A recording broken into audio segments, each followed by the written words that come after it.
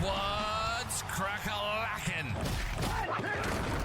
Welcome in to My Mind is a Weapon Fantasy Football Show.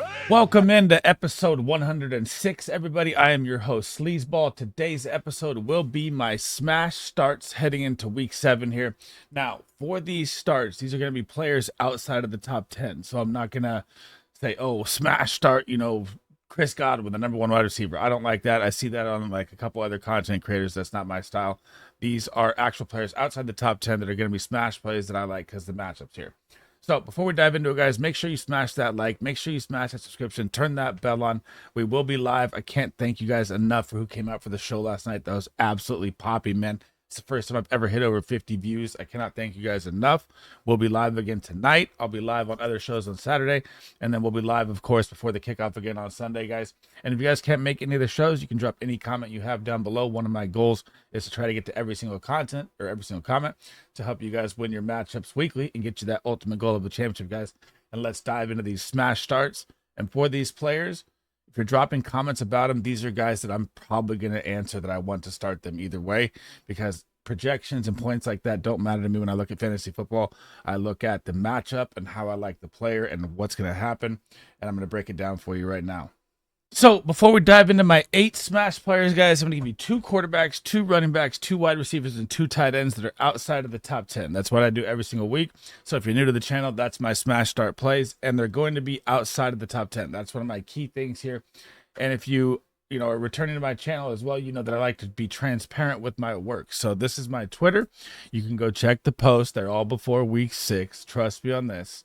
Now, these were my week 6 smash start sleeper calls. You can even check the YouTube video from the week before if you want.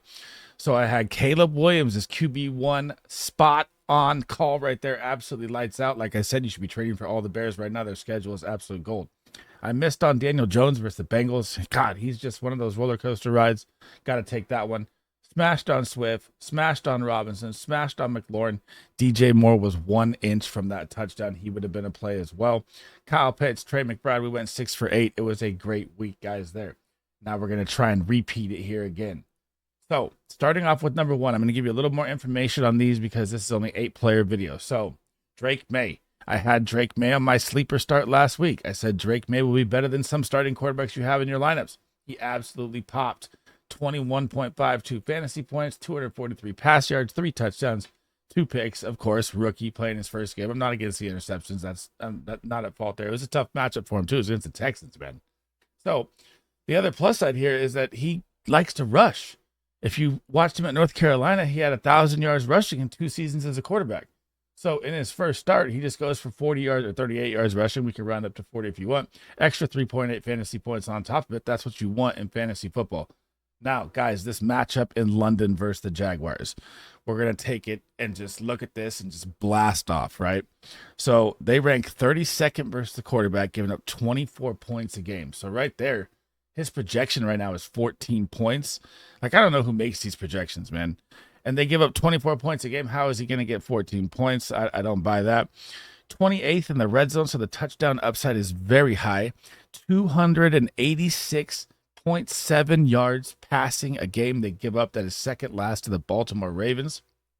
And when you go look at the wide receivers over here, so I pull up Jacksonville, right? Now you heard Gerard Mayo say that there's going to be a wide receiver shakeup coming. So I'm hoping it's Javon Baker getting out there with Pop Douglas, please. That will really help him, man. I never thought Jalen Polk was the guy. Not to throw shade at Jalen Polk. I just did a lot of research on him, and I wasn't really high on him. So now, Jacksonville Jaguars versus the wide receiver guys. 31st, 44.2 points per game. They rank 24th in the red zone, so the touchdown upside is there. And they give up 192 yards just to the wide receiver position alone. That is 3rd worst. So first worst versus the quarterback. 2nd worst versus the wide receiver. This Jacksonville Jaguars defense cannot stop anyone. Absolutely smash Drake May into your lineup. And if you want an example, I'm starting him over Kyler Murray this week. My smash start number 2 QB heading into week 7 is going to be Sam Darnold of the Minnesota Vikings. So again, outside the top 10, currently quarterback 21, 1,111 passing yards, 11 passing TDs, 4 interceptions. And guys, he's the only quarterback besides week 5 against the Jets in that blunder weird game that happened out there. He's thrown two touchdowns in every single game, which is a crazy stat to have, which is very, very nice. Also throws in a little rushing work, not great, 30 rushes for 60 yards, but a 2.0 per yard carry. He doesn't have the wheels of God, right? He's slower, but it's good to see some rushing yards there. Now, why you have to love this matchup is not only the fact that they're playing the Detroit Lions at home with a 51.5 over under from Vegas, which means they think that the points are going to absolutely fly. So do I. Now, if I look at the Detroit Lions here, right, and I don't know if let's go over this first. I don't know if TJ Hawkinson's going to be back this week or not, but if you have Sam Darnold on your waiver wire, guys, I just implore you to click on his name, look at the schedule ahead coming, and TJ Hawkinson will be back into this week or next week. Just look at it. It's absolute gold. So, why you love this matchup, let's dive into it here. So, when I look at the Detroit Lions, they rank 11th versus the quarterback, right? Doesn't look great. But what just happened last week? They just lost the superstar that I absolutely love watching. Hutchinson is done for the season. So, the pressure is going to be minimal on Sam Darnold this week. That's really going to hurt the Detroit Lions pass rush. And when I look at their red zone, they rank 10th in the red zone. Who's the red zone wrecker? Hutchinson. But here's the thing. So when you see all those numbers, they rank 11 versus quarterback, they rank 10th in the red zone versus quarterback, but they give up 265 yards passing a game to the quarterback. So they're not giving up the touchdowns, but they're literally they're just giving yards away for free. And now you have Justin Jefferson, Addison. I know, like I said, Hawkinson's not back out there. Aaron Jones looks like he's going to practice. He's going to be back. It's going to be an absolute high-flying electric game here. And then this is where it gets different. So I showed you the quarterback. Now you got to look at the wide receiver. So this is the Detroit Lions just versus the wide receiver position. They are 29th, giving up 43 points a game. But like I said, here we go. In the red zone again, they rank 11th. So they give up all the yards and they stop them. But now they've lost their game record. And they give up 211.2 passing yards just to the wide receiver position alone. This is why I'm so high on Justin Jefferson. This is why I'm so high on Addison this week. And this is why Sam Darnold is going to be an absolute smash play this week as well, guys. Heading over to the running backs, guys. Now I'm going to give you two running backs as well. My smash start running back of week 7 for the running back position, and I am willing to start him over superstar names, guys. Like I said, so when you watch these videos, and yeah, I want you guys to comment with the questions you have if you have them. But like when I'm talking about these players, these are players that I pick over a lot of high-end players. These are smash starts based on matchups, and Brian Robinson Jr. is about to absolutely go bonkers and be a top 5 running back this week. And I'm even okay flexing Austin Eckler, but we'll get to that in a minute here. So last week, 0% snap share, obviously missed the game to injury for Baltimore. RB 18 on the year, 71 attempts, 325 yards, 8 receptions, 68 yards. So almost 400 total yards, 5 touchdowns in only 5 games that he's played. So he's literally about averaging, let's say, 80 to 90 yards per game. That's off the top of my head, and about a touchdown per game, which is very nice. Now you get the Carolina Panthers, guys. Oh, this is your fantasy football pot of gold for running backs. They've lost their superstar defender. They rank 32nd. Dead last in the NFL at stopping the run. 34 points per game to the running back. Let me say that again. 34 points. So why would you even question not starting Brian Robinson Jr. here? In the red zone, the Carolina Panthers rank 32nd, dead last, giving up 15 points per game in the red zone. Do you want to know who is second behind them? So they give up 15. This is an average per game. Second behind them in the red zone is the Miami Dolphins, who give up 9. So they give up 5 more points than the 31st ranked team in the red zone. Isn't that crazy? This is your Brian Robinson game. They give up 134 yards on the ground just to the running back position. Guess what? That's also dead last. You better smash Brian Robinson over every big name. I have him in my top 3 to 4 running backs. He's absolutely going to go bonkers this week. Number 4 smash start for my second running back is going to be J.K. Dobbins. And this guy is just absolutely balling this season and was a steal of fantasy football drafts right now. And you have Gus Edwards on IR. So I thought, maybe we'll see a little more Kamani Vidal. Yeah, he got his touchdown on a deep pass on his first play, which is amazing to see for the rookie. But it was still the J.K. Dobbins show. 73% of snaps. That is bell cow usage. Last week, comes out versus Denver. Denver's not a bad run D. He comes out for 25 carries, 25 touches for a guy that's freaking Achilles has been blown out for like 3 years. Then he sees 6 targets and 3 receptions. So he literally had 28 touches, a possibility for 30 touches if he caught all the targets last week, which is absolute bell cow usage. Now, RB15 on the year, so outside the top 10. 81 attempts for this guy, 438 rush yards, 50 receptions on 50 yards on 12 receptions, found the end zone 3 times. So he literally has played 5 games and he's 500 yards. So averaging 100 yards a game total. Absolute start every single week, but it's a smash play this week. You get the Arizona Cardinals. The Arizona Cardinals guys give up 24.7 points per game to the running back. 24.7 points per game. He's projected at 13.6. Big outlier. Absolutely going to smash his projection here. Now, in the red zone, they rank 5th or 17th, so the touchdown upside is there, and they give up 124 yards to the running back position, which ranks 2nd worst in the NFL behind who we just talked about, the Carolina Panthers. So these 2 running backs, guys, are easily going to be in the top 10 this week, and people have these weird questions. These are smash starts. Don't even think about it. Lock it in. Heading over to the wide receiver guys, and this is the guy that I own the most of in best ball on the planet Earth, this Pop Sizzle Douglas, Demario Douglas. Man, it's amazing to see him finally hit the scene. If you can see my face right now, I'm so excited talking about it. So past 2 weeks here, let's just talk about Douglas first here. So wide receiver 48, so outside the top 10, 62% snap share last week, 33 targets, or 24 receptions, 245 receiving yards, and he gets a little rushing work. He's got 9 rushing yards, couple attempts there, so that's also what you want in fantasy football. Total touchdowns on the season is 1, but he didn't have any touchdowns with Jacoby Brissett. Absolute 0 through 5 games. Gets Drake May, sorry, coughing. Gets Drake May to come in for 1 game, goes for 20 points and a touchdown right away, 9 targets, 6 receptions, 92 yards. But even in the week before, you saw him become the guy, even against Miami. So he had 9 targets last week, even with Brissett, 6 receptions. This is what you want as a flex play, but this is no longer a flex play this week, guys. With Drake May, the offense is opened up.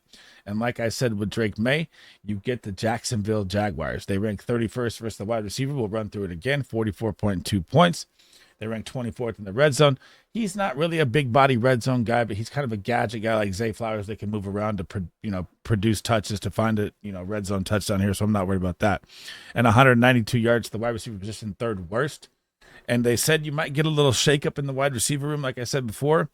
So this is me just like petitioning right now on video. I was so high on Javon Baker all year long. I've scouted enough tape to know this guy's a superstar. Get him out there with Demario Douglas, and Drake May is just going to go absolutely bonkers. And Demario Douglas is a high-end smash play this week, guys. Number 6, my smash start. Number 2 at wide receiver. Did I just say Zay Flowers in my last video? Oh, we're going to ride with it here as well. You get Monday Night Football, Ravens, Bucks, 2 of the worst defenses. The over-under is at 49.5. You know the points are going to be flying. So, Zay Flowers, week 6, 72% snap share. Still, he's not a big body alpha going to get 90% snaps like Devontae Adams or A.J. Brown or something like that. He's always a gadget guy, so he'll be in and out. And they have Derrick Henry, so that's why you don't see him as like a true alpha wide receiver 1 snap count. So, wide receiver 18 on the year, outside the top 10. 48 targets, 33 receptions, 401 yards. You love the rushing yards too. Helps your fantasy football out as well. So, about, I'd say right now he's averaging about 80 yards a game total. He had those 2 aberration games in the middle where he kind of did nothing, which was kind of weird in week 2 and week 3, I believe. So, I mean, it's been a really, really up and down roller coaster ride. But when the roller coaster's going up, you get on board and buckle in. Sorry, it was week 3 and week 4 versus Dallas and Buffalo. He had 2 just aberration games. Besides that, he'd be a top 10 wide receiver. So, now you look at the Tampa Bay Buccaneers game here. I want to start with the Ravens defense first, and we talk about this too. So, and I would put Chris Godwin and Mike Evans on my smash starts 100%, but they're just too big of names. I don't do that.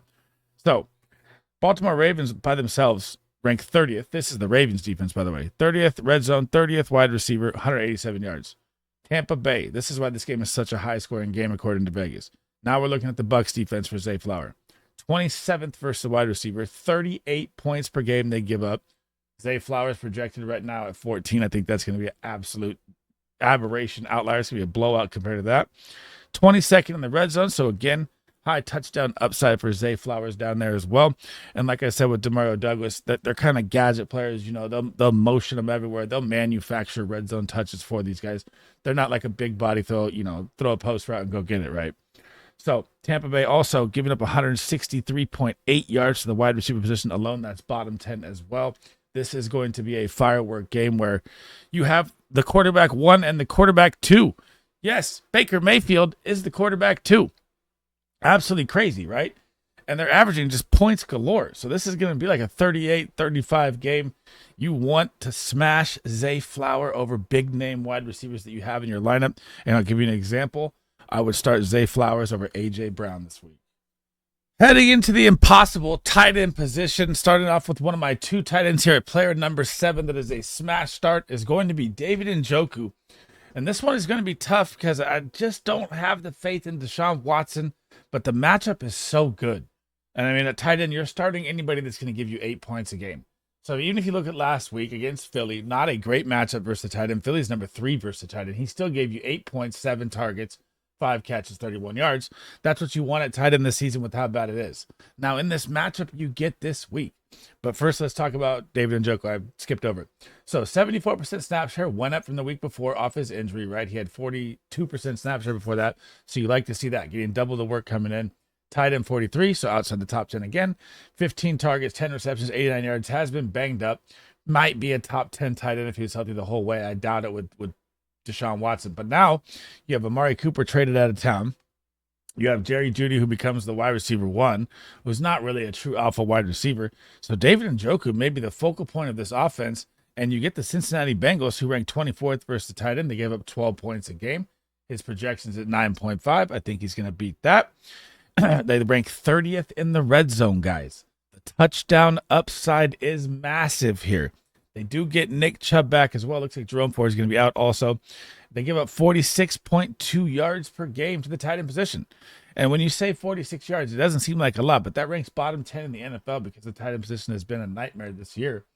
And do I think Chubb back is going to help? Yeah, a little bit. I don't think he's going to be, pushed into like 10 to maybe 10 touches, I'll say. This is the max, right? He's not going to get 18, 20 touches, but Njoku could see 10 targets a game from here on out.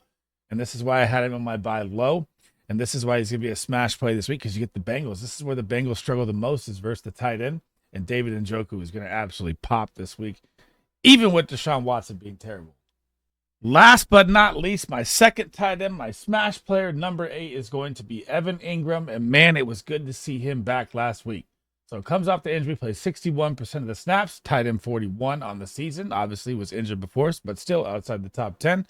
14 targets, 11 receptions. And look at last week, man. Chicago Bears. The Chicago Bears defense, guys, he just blows them up. They were a top 10 defense versus tight end. He went 10 targets, 10 receptions, didn't miss one for 100 yards, 10.2 yards per catch. Absolutely destroyed fantasy football last week as a tight end. And now you get an easier matchup. Now you get the New England Patriots in London, which pretty much the Jacksonville Jaguars are London's darling. They play there every single year. And the New England Patriots versus the tight end guys give up 9.8 points per game. They haven't faced Evan Ingram type tight end yet either. They rank 11th in the red zone, so they stingy up a little bit there. But Evan Ingram is a different breed. He can still score a touchdown easy. I don't look at the numbers for that when it comes to him. 48.7 yards per game, which is bottom 10 as well for yards per game for the tight end position. And this is Trevor Lawrence's guy. You could see the offense look better. You can see everything run through Evan Ingram, opening up other things. ETN may not be out there. We don't know. He practiced like a couple days here after being week to week, which is a weird update. You're still going to have BTJ. You're still going to have Gabe Davis. You're still going to have Christian Kirk. This is like the offense that's just clicking. It needs to start clicking now. They have too many weapons to be this bad with their record. This is a must-win game for them against rookie Drake May, and Evan Ingram is going to be an absolute smash. I have him in my baller tier, top 5 tight end easy this week. Thanks for rocking with me today, guys. That is the end of the episode. That is my 8 smash players this week. 2 quarterbacks, 2 running backs, 2 wide receivers, 2 tight ends. I gave you a couple examples of who I would start them over because that's how confident I am in these smash calls. And again, I will show transparency on them next week when we head into next week. Before we head out, guys, make sure you smash that like, make sure you smash that subscription, turn that bell on. It helps me out more than you know. And if you guys can't make any of the live shows, I'll be live tonight. I'll be live on a couple other different shows, not my show on Saturday. I'll be live on Sunday before kickoff, 2 hours before, answering questions the whole time. So usually Thursday and Sundays are just my start sitting for you guys, or just answer all your guys' questions. Then we do different shows covering different things. But if you guys can't make the shows, always drop any comments you want down below. One of my goals is to get to every single comment this year to help you guys get that weekly win and get you that ultimate goal of a championship, guys.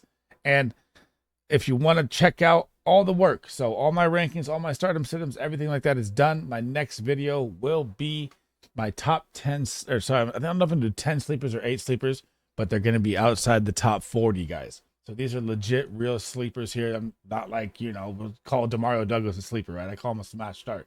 So hope to catch you guys in the next video, man, or tonight in the live stream. Sleazeball out.